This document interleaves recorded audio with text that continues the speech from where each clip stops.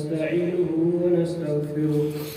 ونؤمن به ونتوكل عليه ونعوذ بالله من شرور أنفسنا ومن سيئات أعمالنا من يهده الله فلا مضل له ومن يضلل فلا هادي له أشهد أن لا إله إلا الله وحده لا شريك له وأشهد أن سيدنا ومولانا محمدا عبده ورسوله أما بعد قال الله تعالى في القرآن المجيد أعوذ بالله من الشيطان الرجيم بسم الله الرحمن الرحيم وقرن في بيوتكن ولا تبرجن تبرج الجاهلية الأولى وأقمنا الصلاة وآتينا الزكاة وأطعنا الله ورسوله إنما يريد الله ليذهب عنكم الرجس أهل البيت ويطهركم تطهيرا وقال النبي صلى الله عليه وسلم خير متاع الدنيا المرأة الصالحة وقال عليه الصلاة والسلام المرأة عورة فإذا خرجت استشرفها الشيطان أو كما قال عليه الصلاة والسلام صدق اللہ العظیم و صدق رسول النبی الکریم۔ محترم پردہ نشین خواتین، دینی ماں اور بہنوں، اللہ جل جلالہ امن والوں نے ہم کو ایک موقع دیا ہے کہ ہم سب دین کی نسبت پر جمع ہوئے دین کی بات سننے اور دین کی بات کہنے کا اللہ نے ایک بہترین موقع عطا فرمایا اور دین سیکھنے کا بھی بہترین موقع عطا فرمایا۔ تو اس موقع کو اور اس غنیمت کو اور اس وقت کو قیمتی بنانا اور اس کو جو ہے سب سے اہم سمجھنا ہے اور اس موقع کو غنیمت سمجھنا ہے۔ یہ موقع بہت اہم موقع ہے کہ ایسی مجلسیں اور ایسی فکریں ہوتی ہیں تو انسان کا اندر سے ایمان تازہ ہوتا ہے، دین کا شوق پیدا ہوتا ہے۔ اللہ نے ہم سب کی کامیابی جو رکھی ہے وہ اپنے مبارک دین میں رکھی۔ دین ہے تو سب کچھ ہے، دین نہیں ہے تو کچھ بھی نہیں۔ ہر مرد و عورت کی زندگی میں اللہ کا دین ہونا ضروری ہے۔ جو کلمہ ہم نے پڑھا ہے لا الہ الا اللہ محمد رسول اللہ، اس کلمے کو سچے دل سے اور اصل جو ایمان نام ہے وہ دل کی تصدیق کا نام ہے۔ زبان سے تو سبھی پڑھتے ہیں لیکن یہ دل میں اتر جائے، جب کلمہ دل میں اترے گا تو پھر زندگی میں بھی آئے گا۔ ہماری زندگی 24 گھنٹے کی زندگی کلمے پر آئے گی، کلمے والی زندگی بنے گی۔ تو اس لیے محترم دینی بہنوں، ایسی مجلسوں سے اور ایسی محنت سے اندر میں دل کے اندر ایمان تازہ ہوتا ہے اور دین پر چلنے کا شوق پیدا ہوتا ہے۔ تو جو کلمہ ہم نے پڑھا ہے تو اس کلمے میں ایک اللہ کی وحدانیت کا اقرار ہے کہ اللہ کے سوا کوئی عبادت اور بندگی کے لائق نہیں ہے، وہی ایک اللہ ہے، حاجت روا، مشکل کشا، عبادت معبود اور عبادت کے لائق وہی ایک اللہ ہے۔ تو اس بات کا یقین دل میں بٹھانا ہے کہ کسی سے کچھ نہیں ہوتا، اللہ کے ہی کرنے سے ہوتا ہے۔ بیماری بھی اللہ کی طرف سے آتی ہے اور شفا بھی اللہ کی طرف سے ملتی ہے، اور حالات جو آتے ہیں اللہ کی طرف سے آتے ہیں، خوشحالیاں بھی اللہ کی طرف سے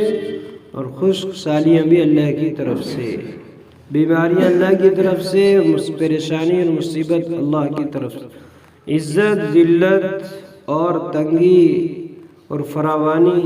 یہ ساری کی ساری اللہ کی طرف سے آتی ہے۔ کسی انسان کے کمال کا اور اس کی کمی کا اور اس کی عقل کا کوئی دخل نہیں ہے۔ عزت اور ذلت اللہ کے ہاتھ میں، کسی کے عزت دینے سے آدمی عزت دار نہیں ہوتا، کسی کے ذلیل کرنے سے آدمی ذلیل نہیں ہوتا ہے۔ عزت اسی کو ملتی ہے جس کو اللہ عزت دینا چاہتے ہیں، ذلیل وہی ہوتا ہے جس کو اللہ ذلیل کر دے۔ تو اس لیے یقین یہ بنانا ہے کہ ہر چیز کے اندر اللہ کا حکم چلتا ہے اور ہر چیز اللہ کے قبضے قدرت میں ہے، اور پوری کائنات کے اندر اسی کے کرنے سے سب کچھ ہو رہا ہے۔ کسی کے کرنے سے، کسی کے چاہنے سے کچھ نہیں، اللہ ہی کے چاہنے سے ہوتا ہے۔ آج جو ہے عقیدے کے اعتبار سے ہم سب سے زیادہ کمزور، یقین ہمارا سب سے زیادہ کمزور ہے۔ یقین کمزور کیوں ہے؟ کہ محنت نہیں ہوئی، ہر چیز پر محنت ہوئی ہے۔ مکان بنانے پر محنت کی تو اچھا سے اچھا مکان بن گیا، کپڑوں کے بنانے پر محنت کی تو اچھے سے اچھے کپڑے تیار ہو رہے۔ تو آج ہر ایک جو ہے اپنے ظاہر کو سنوارنے میں لگا ہوا ہے، ہر مرد اور عورت اپنے ظاہر کو سنوارنے کی محنت کر رہا ہے کہ میرا مکان اچھا سے اچھا بن جائے، میرے کپڑے اچھے سے اچھے ہو جائے، اور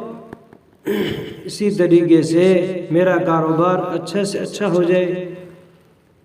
تو ہر آدمی، ہر مرد عورت اپنے ظاہر کو سنوارنے میں لگا ہوا ہے، لیکن اندر کے سنوارنے کی کوئی محنت نہیں ہے کہ میرا ایمان اچھا ہو جائے، میرے اعمال اچھے ہو جائے، میرے اخلاق اچھے ہو جائے،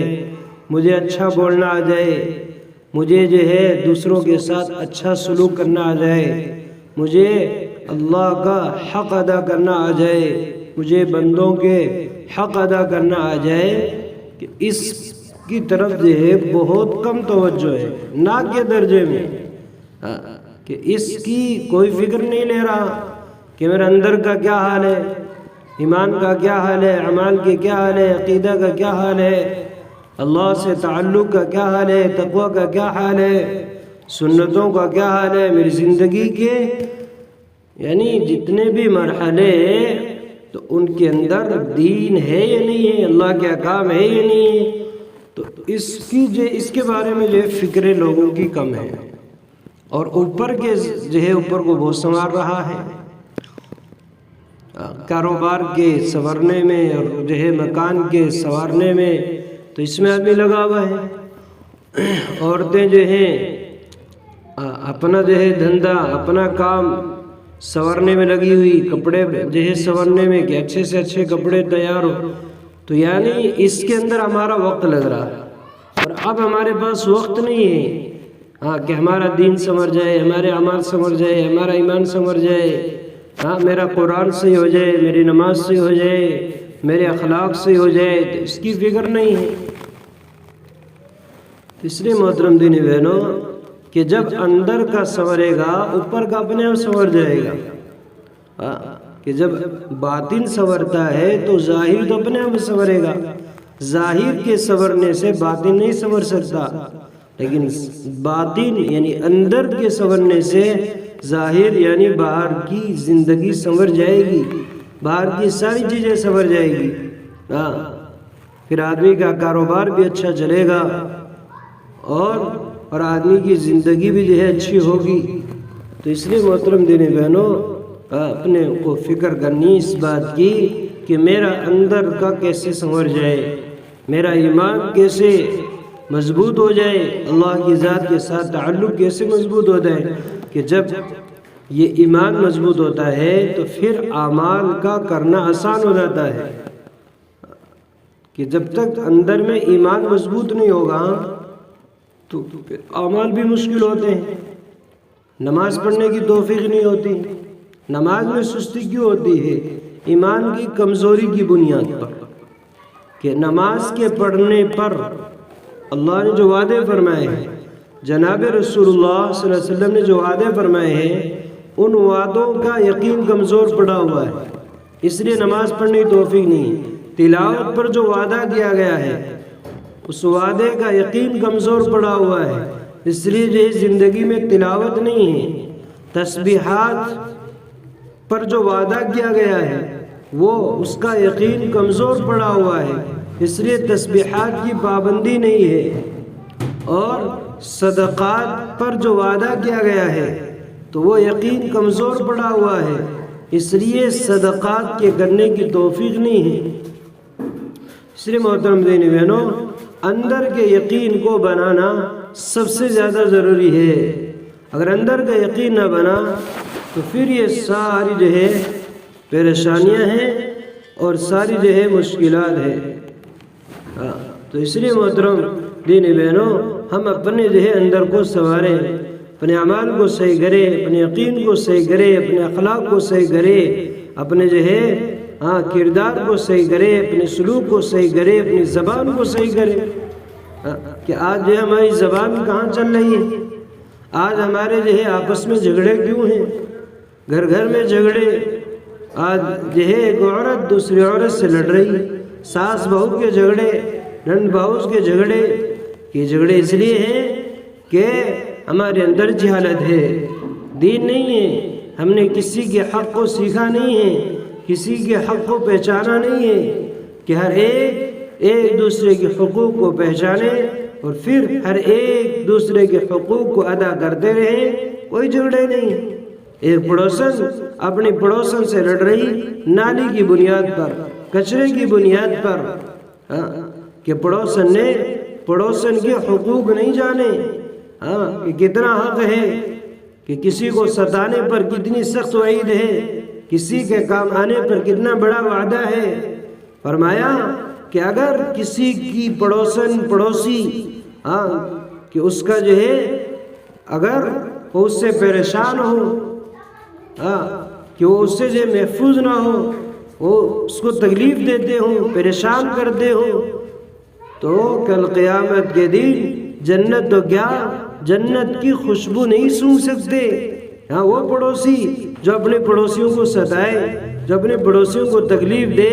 جو اپنے پڑوسیوں کو گالی دے، ارے کام آنا ہے، پڑوسیوں کی دیکھ بھال کرنا ہے۔ کہیں ایسا تو نہیں ہے کہ میرے پڑوسی کے بچے بھوکے ہوں، کہیں ایسا تو نہیں ہے کہ میرے پڑوسی کو جو ہے کسی چیز کی ضرورت ہو، کوئی حاجت ہو، کہ پڑوسی کسی حاجت کے لیے اور کسی ضرورت کے لیے پکار رہا ہو، ہم اس کی پکار کو سن کر اس کی ضرورت کو پورا کریں، کہ یہ ہمیں بتایا گیا ہے۔ لیکن ہم تو جو ہے نالی کی بنیاد پر لڑتے ہیں، جھگڑتے ہیں۔ یہ اسلام نہیں ہے۔ اسلام نے تو اخلاق سکھلایا ہے، اخلاق، اچھا بول سکھایا ہے، میل جول سکھایا ہے، آپس کا رہنا سہنا سکھایا ہے، آپس میں پیار و محبت سے رہو، بھائی چارگی کے ساتھ رہو، کسی سے الجھو نہیں، کسی کے سامنے جو ہے اس طرح بات نہ کرو کہ جو ہے سامنے والے کا دل دکھ جائے۔ تو ان ساری چیزوں سے روکا ہے۔ اس لیے محترم دینی بہنوں، نماز جو ہے دین صرف نماز پڑھنے کا نام نہیں ہے، دین تو جناب رسول اللہ صلی اللہ علیہ وسلم کی ساری زندگی کا نام ہے، سارے طور طریق کا نام ہے۔ اپنوں کے ساتھ کیسے رہنا، پڑوسیوں کے ساتھ کیسے رہنا، پرائیوں کے ساتھ کیسے رہنا، دشمنوں کے ساتھ کیا برتاؤ کرنا، دوستوں کے ساتھ کیا برتاؤ کرنا، ماں باپ اولاد کے ساتھ کیسے رہے، اولاد ماں باپ کے ساتھ کیسے رہے، بھائی بھائی آپس میں کس طرح زندگی گزارے، ایک شوہر اپنی بیوی کے ساتھ کس طرح پیش آئے، بیوی اپنے شوہر کے ساتھ کس طرح پیش آئے، ایک پڑوسن دوسری پڑوسن کے ساتھ کس طریقے سے سلوک کرے، کس طریقے سے پیش آئے، یہ ساری چیزیں میرے اور آپ کے نبی جناب رسول اللہ صلی اللہ علیہ وسلم نے ہمیں سکھلائی ہے، کہ اس کا نام دین ہے، اس کا نام دین ہے، اس کا نام اسلام ہے، اس کا نام مذہب ہے۔ مذہب ہمیں یہ سکھلاتا ہے، مذہب جھگڑے کرنا نہیں سکھلاتا، کسی کی حق تلفی کرنا نہیں سکھلاتا، کسی کو ستانا نہیں سکھلاتا۔ کہ آج گھر گھر میں جھگڑے، شوہر بیوی کی جو ہے بیوی اپنے شوہر کی بات ماننے کے لیے تیار نہیں، اطاعت ہے ہی نہیں ہے، اپنی بات منواتی ہے، ضد پر آتی ہے، پریشان کیا جاتا ہے، اور طرح طرح کی جو ہے فضول خرچیاں، طرح طرح کی باتیں کہ ضد میں آ کر اور اڑ کر کہ اس طریقے سے کام، تو یہ اسلام نہیں سکھلاتا کہ بہت احتیاط کے ساتھ رہنا ہے، ہر ایک کی عزت کرنا ہے، ہر ایک کے حق کو ادا کرنا ہے، ہر ایک کا اکرام کرنا ہے، اور بچوں کی صحیح تربیت کرنی ہے۔ فرمایا کہ جو عورت اپنے شوہر کی خدمت کرے گی، اپنے شوہر کو خوش رکھے گی اور اپنے شوہر کی مال کی اور آبرو کی جو حفاظت کرے گی، فرمایا کہ قیامت کے دن وہ جنت کے جون سے دروازے میں داخل ہونا چاہیں گی، اس دروازے سے داخل کیا جائے گا۔ جنت کا وعدہ ہے شوہر کی اطاعت پر، جنت کا وعدہ ہے شوہر کی خوشی پر۔ فرمایا کہ شوہر اگر ناراض ہو کر دوسری رات کو جو ہے ناراض ہو جائے اور کہیں اور جو ہے رات گزارے، فرمایا پوری رات اس عورت پر لعنت ہوتی ہے۔ تو اس لیے کہ جہاں شوہر کی ذمہ داری دی ہے کہ بیویوں کے ساتھ سلوک کرو، وہاں بیویوں کو بھی حکم ہے کہ اپنے شوہر کے ساتھ اس طرح برتاؤ کرو۔ تو اس لیے کہ جب بیوی اپنے شوہر کے حقوق کو پہچانے اور شوہر اپنی بیوی کے حقوق کو پہچانے، پھر کوئی جھگڑے نہیں ہیں، اور ساس اپنے بہو کو بیٹی سمجھے اور بہو اپنے ساس کو ماں سمجھے، اور نند بھاؤج آپس میں ایک دوسرے کو بہن سمجھے اور سارے اس طریقے سے برتاؤ کرے، تو گھر میں کوئی جھگڑا نہیں ہوگا۔ کہ جب ساس اپنی بہو کو غلام سمجھے اور بہو اپنے ساس کو دشمن سمجھے، پھر جھگڑے ہوتے۔ کہ صحیح طریقے سے بولنے کا بے ڈھنگ ہو، ادب اور ایک کے اندر ساس بھی اپنے بہو سے اچھی طریقے سے بولے اور بہو بھی اپنے ساس کے ساتھ ماں والا برتاؤ کرے، ان کی عزت کرے، احترام کے ساتھ بولے، تو پھر جو ہے کوئی جھگڑے نہیں ہونے۔ پہلے جو ہے اس زمین پر کیسی کیسی مائیں آئی، انہوں نے جو ہے کیسے کیسے زندگی گزار کے بتائی، کیسی عبادت گزار، کیسی تقوی والی، کیسی اخلاق والی۔ بے شمار اس دنیا کے اندر اللہ کی نیک بندیاں آئیں اور اللہ کی یاد سے بالکل غافل نہیں ہوتی تھی، پوری رات مصلی پر گزر جاتی تھی، پوری رات۔ حضرت جو ہے زبیدہ خاتون رحمۃ اللہ علیہ، ہارون رشید کی بیوی زبیدہ خاتون، ایک محل ہے ان کا، کئی منزلہ محل تھا، اور اس کے اندر کئی حافظوں کی ڈیوٹی لگا رکھی تھی، حافظہ قاریہ لڑکیوں کی، کہ پورے محل کے اندر قرآن کی تلاوت 24 گھنٹہ ہوتی تھی، اور باری لگا رکھی تھی 2 گھنٹے تم کو پڑھنا ہے، 2 گھنٹے تم کو پڑھنا ہے۔ سینکڑوں جو ہے حافظہ تھی ان کے پاس، ہر ایک کی ترتیب لگا رکھی تھی، تینوں محلہ کے اندر قرآن کی تلاوت ہوتی تھی۔ زبیدہ خاتون کا محل 24 گھنٹہ قرآن کی تلاوت سے گونجتا تھا۔ تلاوت تو ایسی جو ہے اللہ کی نیک بندی تھی، ایسی نیک بندی کہ جب انتقال ہوا اور اللہ کے ہاں پیشی ہوئی تو اللہ نے پوچھا کہ زبیدہ کیا لے کر آئی ہو؟ تو کہا کہ میں نے نہر کھدوائی تھی اور تیری ساری مخلوق کو نفع اٹھایا تھا۔ تو زبیدہ خاتون نے نہر کھدائی پانی کے لیے، اس پانی سے، اس نہر سے اللہ کی ساری مخلوق نے نفع اٹھایا۔ تو یہ عمل پیش کیا گیا تو رد کر دیا گیا۔ جب باندی کی خام میں آتی ہے تو سارا واقعہ بتاتی ہے۔ باندی پوچھتی ہے کہ مالکہ زبیدہ آپ کے ساتھ کیا ہوا؟ تو یہ ساری کارگزاری بتاتی ہے خام میں، کہ اللہ نے پوچھا کیا لے کر آئی، تو میں نے نہر والا معاملہ پیش کیا۔ تو کہا وہ تو رد کر دیا تھا، کہا تو خزانوں کے پیسوں سے تم نے بنوائی ہے، اپنا کوئی عمل بتاؤ، اپنا کوئی عمل بتاؤ۔ تو زبیدہ کہتی ہے میں ڈری، میں گھبرائی، ہے اللہ اب کیا ہوگا، کہیں ایسا تو نہیں ہے میرے اعمال سارے کے سارے جو ہے بیکار کر دیے گئے؟ تو پھر اللہ نے کہا مجھ سے زبیدہ تمہارا ایک عمل ہمارے پاس ہے، تمہارا ایک عمل ہمارے پاس ہے، اور اس عمل کی بنیاد پر اور اس عمل کی وجہ سے ہم تمہاری بخشش کرتے ہیں۔ تو کیا ہے کہ عمل یہ ہے کہ ایک مرتبہ تم کھانا کھا رہی تھی دسترخوان پر کھانا لگا ہوا تھا اور تم نے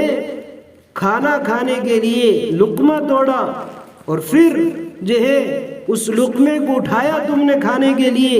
اور منہ تک پہنچا تھا، اور ادھر تمہارا دوپٹہ سر سے نیچے سرک رہا تھا، اور ادھر جو اذان شروع ہوئی اور اذان ہوئی اللہ اکبر، تو یہ ندا اور یہ کلمہ تمہارے کان میں جیسے ہی جو پڑتا ہے تم جو ہے وہ کھانے کا لقمہ چھوڑ دیتی ہو اور پہلے دوپٹہ صحیح کرتی ہو۔ تو تم نے کھانے کو مؤخر کیا اور دوپٹے کو صحیح کیا کہ اذان ہو رہی ہے، اللہ کا نام پکارا جا رہا ہے، تو اس ادب کی وجہ سے کہ اللہ کے نام کی بے حرمتی نہ ہو اس لیے تم نے سر ڈھکا اور کھانے کو جو ہے کھانے کے لقمے کو چھوڑ دیا۔ یہ عمل ہمیں اتنا پسند آیا زبیدہ، اس عمل کی بنیاد پر ہم تمہاری بخشش کرتے ہیں۔ تو اتنے بڑی ولیہ اور یہ عمل اللہ کو پسند آیا، تو اللہ کے ہاں تو پتہ نہیں کون سا عمل پسند آ جائے اور کس عمل کی بنیاد پر اللہ بخشش کرتے۔ اس لیے محترم دینی بہنوں، یوں فرمایا کہ عورت جب گھر میں ننگے سر ہوتی ہے تو اس گھر کے اندر رحمت والے فرشتے نہیں آتے، رحمت والے فرشتے نہیں آتے، اس لیے ہمیشہ سر ڈھکا ہوا رہنا چاہیے۔ آج تو اللہ معاف کرے ہماری نوجوان بیٹیاں ننگے سر تو گلیوں میں گھوم رہی ہے، ننگے سر جو ہے سڑکوں پر چل رہی ہے، ننگے سر میلوں میں جا رہی ہے، ننگے سر بازاروں میں گھومتی ہے۔ حالانکہ یوں کہا المرأۃ عورۃ، عورت تو چھپائے جانے کی چیز ہے، پردے کی چیز ہے۔ جب یہ سیانی اور سمجھدار ہو جائے تو اس کو جو ہے دوپٹہ دو اور اس کو جو ہے برقع دو اور اس کا چہرہ اور اس کا کوئی بال اور جسم کا کوئی حصہ نظر نہیں آنا چاہیے۔ کہ عورت تو چھپائے جانے کی چیز ہے کہ جب یہ بے پردگی کے ساتھ باہر جاتی ہے اس تشرفہ شیطان اس کو گھور گھور کے دیکھتے ہیں، شیطان ان کے پیچھے ہو جاتے ہیں۔ عورت کی عزت پردہ ہے، عورت کی عفت پردہ ہے، عورت کی پاک دامنی پردہ ہے۔ عورت کی عزت کا ختم ہو جانا اور عورت کا بے عزت ہو جانا اور عورت کے عفت کا تار تار ہو جانا اور عفت اور عورت کی جو ہے طہارت کا اور پاکی کا ختم ہو جانا بے پردگی کے اندر ہے۔ قرآن نے کہا اس چیز کو کہ پردے کا حکم اللہ نے دیا ہے، وَقَرْنَ فِي بُيُوتِكُنَّ، اے عورتوں اپنے گھروں میں گڑی رہو، گڑی اپنے گھروں میں رہو۔ گڑنا کہتے کہ جیسے ایک لاٹھی ہوتی ہے ڈنڈا، اس کو زمین میں گاڑ دیا، جو حصہ زمین میں گڑا ہوا ہے وہ کسی کو نظر نہیں آتا۔ تو فرمایا عورتیں اپنے گھروں میں اس طرح رہیں کہ گھر میں رہ کر کسی غیر محرم کی نظر نہ پڑے،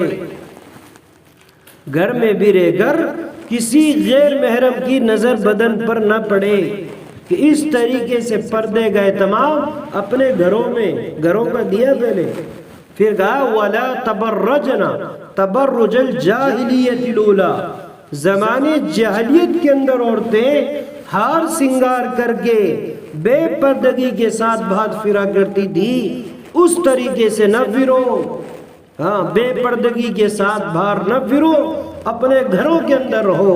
وَأَقِمْنَ الصَّلَاةَ، گھروں میں کیا کرنا ہے؟ نماز کا اہتمام کرنا ہے۔ وَآتِينَ الزَّكَاةَ، جو مال تمہارے پاس ہے، جو سونا اور چاندی تمہارے پاس ہے، جو زیورات تم نے پہ رکھے ہیں اس کی زکوٰۃ دو، سال گزرنے پر اس مال کی اور اس زیورات کی 40واں حصہ زکوٰۃ ادا کرو۔ اللہ کے نبی صلی اللہ علیہ وسلم نے فرمایا جو عورتیں کانوں میں جو ہے زیور پہنتی ہیں اور ہاتھوں میں سونے چاندی کے کنگن پہنتی ہیں اور جہاں بھی جسم میں زیورات پہنتی ہے، اور اگر اس کی زکوٰۃ نہ دی کل قیامت کے دن آگ کے زیورات بنا کر پہنائے جائیں گے۔ آگ کے زیورات، آگ کے۔ اگر عورتیں سونا چاندی پہنتی ہیں اور زکوٰۃ نہیں دیتی ہے کل قیامت کے دن، اللہ کے نبی نے فرمایا آگ کے زیورات، آگ کے کنگن، آگ کے ہار، آگ کی بالیاں، آگ کی انگوٹھیاں یہ پہنائی جائیں گی۔ اس لیے فرمایا وَآتِينَ الزَّكَاةَ، زکوٰۃ ادا کر اپنے مال کی، وَأَطِعْنَ اللَّهَ وَرَسُولَهُ، اللہ اس کے رسول کی اطاعت کر، فرما برداری کر، اللہ کے حکم کو پورا کر، اللہ کے حکم کو مان۔ 24 گھنٹے میں دیکھ میرے اوپر اللہ کا کیا کیا حکم ہے، اور رسول کی اطاعت کر، میرے نبی کا کیا طریقہ ہے، میرے نبی کی کیا سنت ہے، میرے نبی نے پڑوسن کے ساتھ کس طریقے سے رہنے سکھایا اس طریقے سے رہوں، میرے نبی نے شوہر کے ساتھ کس طریقے سے رہنا سکھایا اس طریقے سے رہوں، میرے نبی نے بچوں کی کس طریقے سے تربیت کرنی سکھائی اس طریقے سے میں بچوں کی تربیت کروں، اور میرے نبی نے کیا زندگی سکھائی اس طریقے سے میں اپنی زندگی گزاروں۔ وَأَطِعْنَ اللَّهَ وَرَسُولَهُ إِنَّمَا يُرِيدُ اللَّهُ لِيُذْهِبَ عَنْكُمُ الرِّجْسَ أَهْلَ الْبَيْتِ وَيُطَهِّرَكُمْ تَطْهِيرًا۔ اب اللہ کہہ رہے پردے کا حکم ہم نے کیوں دیا، ہم نے تمہیں کیوں کہا پردے میں رہو، گھروں میں رہو، بے پردگی کے ساتھ نہ پھرو۔ اللہ کہہ رہے اس لیے تاکہ اللہ تم سے گندگی کو دور کرنا چاہتے ہیں، پردے کا حکم دے کر اللہ تم سے گندگی سے دور رکھنا چاہتے ہیں، تم کو گندگی سے دور رکھنا چاہتے ہیں، گندگی سے پاک کرنا چاہتے ہیں۔ وَيُطَهِّرَكُمْ تَطْهِيرًا، اللہ تمہاری عفت چاہتے ہیں، اللہ تمہاری پاک دامنی چاہتے ہیں، اللہ تمہاری آبرو چاہتے ہیں، اللہ تمہاری عزت چاہتے ہیں۔ تم پردوں میں رہو گی، تم گھروں میں رہو گی، عزت کے ساتھ رہو گی، عفت کے ساتھ رہو گی، پاک دامنی کے ساتھ رہو گی۔ اگر تم باہر بے پردگی کے ساتھ پھرو گی تو تمہاری عفت تار تار ہو جائے گی، تمہاری عزت بے عزتی میں مل جائے گی، اور تمہاری پاک دامنی یہ ناپاکی کے اندر چلی جائے گی۔ تو یہ ہے آج عورتیں پتہ نہیں کیا سمجھتی ہیں، آزادانہ زندگی چاہتی ہے کہ میں آزاد پھروں، میں جو ہے بازاروں میں جاؤں، میں جو ہے مردوں کی طرح جو ہے باہر پھروں، کہ نہیں، ارے تیری پاک دامنی یہی ہے اور تیری عزت اسی میں ہے، تو گھر میں رہے۔ مرد کی ذمہ داری باہر لگائی ہے اور عورتوں کی ذمہ داری گھر میں لگائی ہے، تو گھر میں رہ کر اپنی عفت کی حفاظت کر، اپنے بچوں کی تربیت کر، اور تو اپنے گھر کے کام سنبھال، باہر کے کام مرد سنبھالیں گے۔ اور یہاں تک کہا ہے کتابوں کے اندر، مردوں سے کہا ہے اگر تمہاری عورتیں تم سے نہ سنبھلے، اور عورتیں جو ہے بازاروں میں جا رہی ہو، اور عورتیں باہر پھر رہی ہو، اور تم سے کنٹرول نہ ہو رہا ہو، تو ایسا کرنا کہ تم اپنے ہاتھوں میں چوڑیاں پہن لینا، اور تم اپنے ہاتھوں میں چوڑیاں پہن کر گھر بیٹھ جانا، اور ان کو کام لگا دینا۔ اس لیے محترم دینی بہنوں، دین کو سمجھو۔ ہم نے دین کو ٹھکرا دیا، گھروں سے دین کو دھکا دے دیا، دین کو نہیں سمجھا ہم نے دین کیا ہے، دین کا مذاق بنایا ہے۔ تو بہت ضروری ہے چیزیں سے کہ اللہ کا راستہ، اور یہ جو ہے اللہ کے راستے میں جانا، اور یہ تعلیم کے حلقوں میں بیٹھنا، اور یہ دین کی باتیں سننا، اسی لیے ہے تاکہ دین کو ہم سمجھ لیں، دین ہماری زندگی کے اندر آ جائے، اور ہم سے بے دینی ختم ہو جائے، اور جہالت ختم ہو جائے، ہمارا ایمان صحیح ہو جائے، ہمارا یقین صحیح ہو جائے، ہمارے اعمال صحیح ہو جائے، ہمارے اخلاق صحیح ہو جائے، ہمارے ایک دوسرے کے حقوق صحیح ہو جائے، اور ایک دوسرے کے ساتھ کس طرح پیش آنا ہے، کیسا سلوک کرنا ہے، تاکہ یہ چیزیں ہمیں معلوم ہو جائے۔ اس کے لیے محنت ہے اور اس کے لیے اللہ کے راستے میں نکلنا ہے۔ اس لیے محترم دینی بہنوں، آپ بھی یہ ارادہ کرو کہ ہم بھی اللہ کے راستے میں جائیں گی اپنے محرم کے ساتھ 3 دن جس کے کئی مرتبہ 2-3 مرتبہ لگ گئے، وہ عشرہ کی نیت کرے۔ جن کا عشرہ لگ گیا ہے، جتنی بہنیں یہاں آئی ہوئی ہیں جن کے عشرہ لگا ہوا ہے، وہ چلے کا نام لکھائیں، اور جن کا 2-3 مرتبہ 3 دن میں نام جو ہے 3 دن ان کا لگ چکا ہے تو وہ عشرے میں نام لکھائیں اور تشکیل کریں۔